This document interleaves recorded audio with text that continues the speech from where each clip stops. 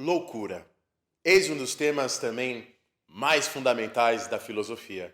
Foucault, que vem de uma família de médicos e ele próprio tem uma formação na área da psicologia, reflete bastante sobre a loucura, tanto de um ponto de vista histórico, psicológico, quanto também de um ponto de vista filosófico, apesar dele não se autodefinir exatamente como um filósofo. Bem, o que seria a loucura? O que o Foucault tenta mostrar na sua História da Loucura é que a loucura não é um dado biológico exatamente.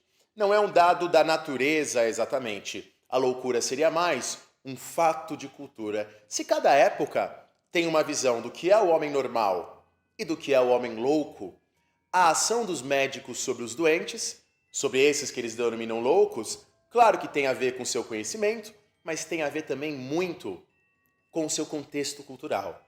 Porque, ora, se eu vou trazer um homem de volta ao normal, isso depende do que eu, na minha época, entendo por normal. E o Foucault mostra que cada época tem uma visão das coisas. Por exemplo, nos tempos medievais, muitas das pessoas que hoje nós chamaríamos de loucas, se estivessem entre nós hoje, talvez daríamos remédios para eles, essas pessoas eram líderes.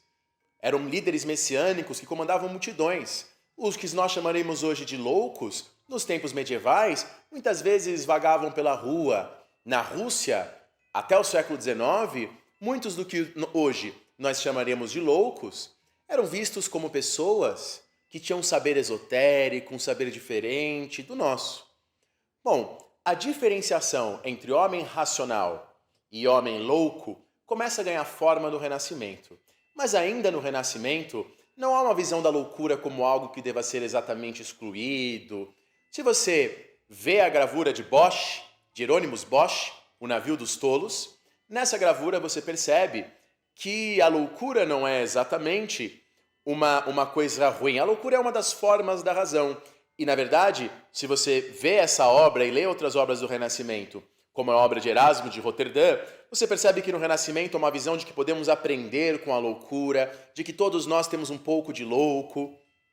É como se no Renascimento a loucura fosse um espelho da sociedade de alguma maneira.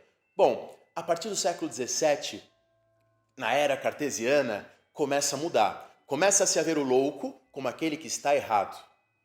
Começa-se a acreditar que existe um homem que tem a razão e a razão nos leva ao correto, a razão nos leva ao certo, e o louco é aquele que não tem direito à verdade. Cria-se a ideia de que o louco não tem direito à verdade e de que apenas a razão tem direito à verdade.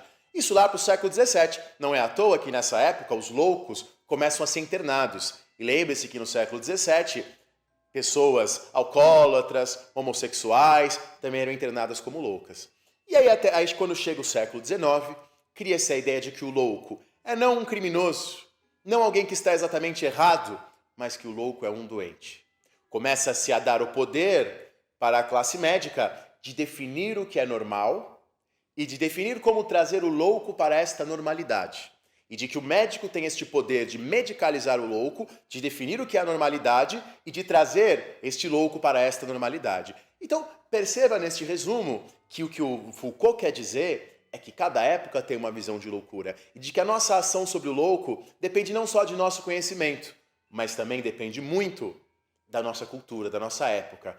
Eu quero que você pense sobre isso. Claro que muitos psicólogos e médicos leram Foucault, incorporaram essas críticas. Eu quero sugerir para você 2 filmes para você pensar essa questão. Nise, O Coração da Loucura, com a grande Glória Pires. E queria sugerir também A Ilha do Medo, com o Leonardo DiCaprio. 2 filmes que você encontra muito fácil para você refletir sobre essa questão e ver o que você acha sobre essas ideias do Foucault. Ver o que você acha sobre a loucura. This is a game. You're a rat in a maze. Who did this to you?